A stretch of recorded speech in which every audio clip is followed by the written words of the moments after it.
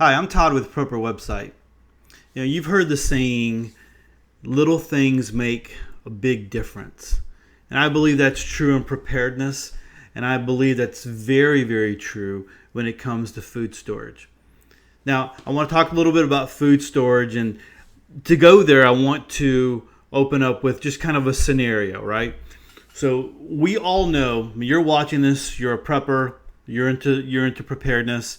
You know that something is around the corner. I mean, we've known that for a long time. There's people out there who's like, can't believe it hasn't happened already, right?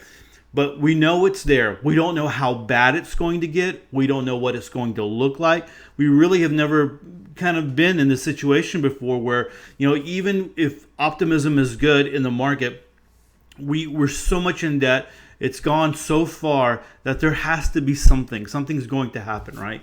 So let me give you this scenario.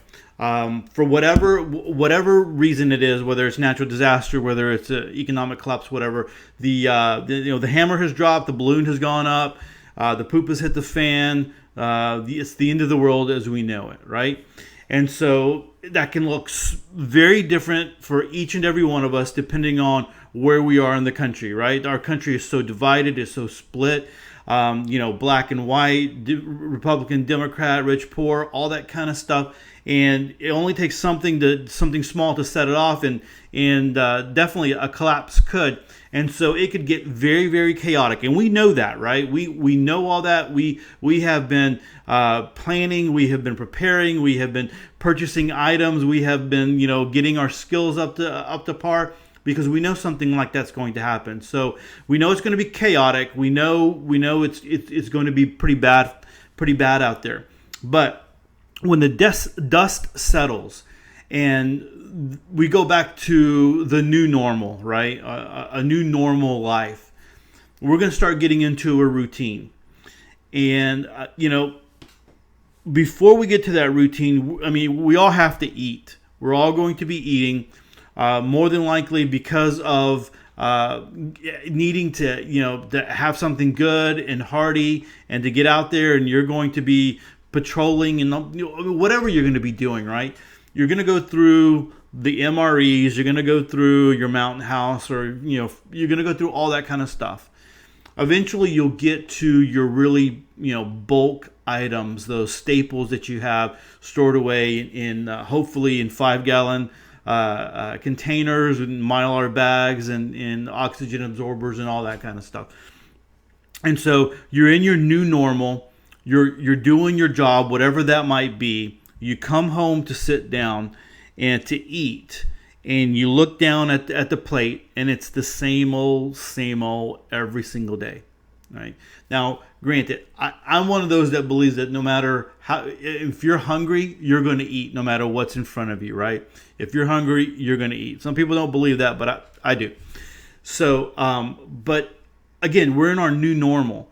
And so you sit down and you things are a little bit calmer. You look at your plate, and it's kind of like it's the same food all the time. And it's like eventually that starts to get old, right? And that your morale starts to go down really, really quick. I mean, when you're in the chaos, your mind doesn't have time to stop and to think. You're at that high stress level, and you're on alert. But when you have time to stop and to think and to process, you start thinking about your life. And those of us who know what it's like now, right, and know what something like that lost, what we lose when something like that happens, our new normal, we start to think back about all the things that we had and how good we had it, and it's easy to get into depression. I don't watch The Walking Dead anymore, but there's this one scene that kind of sticks with me, and I think it was really early on in the. I've stopped watching it now for a couple of seasons, but this was really early on in the first season. I think it was maybe episode 2, 3, around there, and they're in that quarry, and the women are washing clothes, right? And they're protected. They're not worrying about the walkers getting them and all that kind of stuff. They're washing clothes, and they're talking about, hey, I miss this, I miss this, I miss this. The one young girl, the blonde, I can't remember her name. She goes, I miss Facebook, right? Now, can you imagine sitting there eating that that bland plate of food, and then thinking back about all the other food that you used to have, how you could just go to the store whenever you want, how you can just go to a fast food if you do that, or go to a nice restaurant. I live in Houston, Texas, and I heard at one point Houston had the most restaurants per capita. And let me tell you, even during the economic times where it was a little bit more rough, you could go to one of to a decent restaurant. I'm not even talking one of the nice ones, but I'm like a Chili's or something like that. And if it's during dinner time, you were going to wait. You're going to wait a little bit. So people are used to going out and eating fast and eating good and not cooking from scratch. We don't have that anymore. So imagine eating that bland plate of food. Now, imagine then that you're in this new normal. You come home to eat, and you sit down, or you're cooking your dinner, whatever. You sit down, and then you have good food to eat.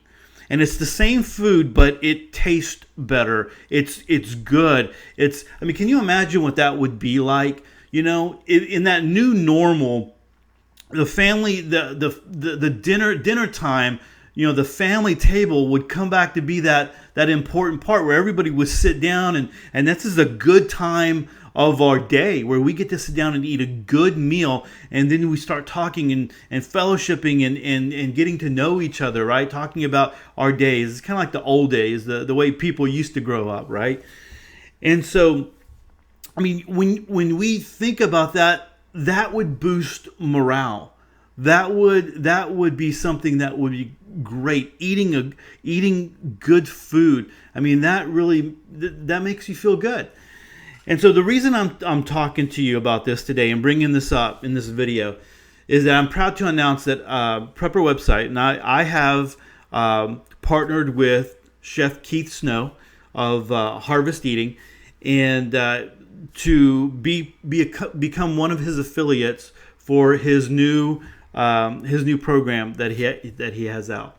And let me just tell you, I know Keith. Some people know him out there because of his podcast. He has his own podcast. He's been a chef for 20 years. He's out there. He's known for that. I know him because of the Survival Podcast. So listening to Jack Spirko, I know that he's one of the expert council members, and he comes on. And I got to tell you, every time he comes on, I got to debate. Am I going to listen to him and get be hungry, or am I going to turn off the podcast at that time or fast forward or whatever? But he's come up with this great course, and the reason he came up with it is because he's experienced the whole need to prepare just like everybody else. He's gone through the situation where the economy didn't look good, and he's looking at his family. He's got a family. He's like, what am I going to do here, right? And so he's into his preparedness. He's into his food storage, his stocks, and all that kind of stuff. But then he realized that with his experience, that he could bring that into cooking with food storage and make food storage, good, and make it tasty, and not only that, make it affordable, And so he's put this course out there. And I took a look at it, and I got to tell you, I became a believer. I signed up myself, and so I'm a believer, and I'm looking at that course, and I'm excited about what I'm seeing, and I'm excited about what's coming down, because one of the things that we talk a lot about skills. We talk a lot about making, getting our skills up to par and learning skills. They can take away everything that you've purchased. Things can break, all that kind of stuff. But the things that in your mind, the skills that you have, they can never take that away, and you'll never lose that. You have that. And once you have that, it's there, right? And so looking at this course, I'm looking at all the things that are there. Not only does he have, he's got recipes, and he breaks it down for you into, what do you need to be able to do this, and then step by step.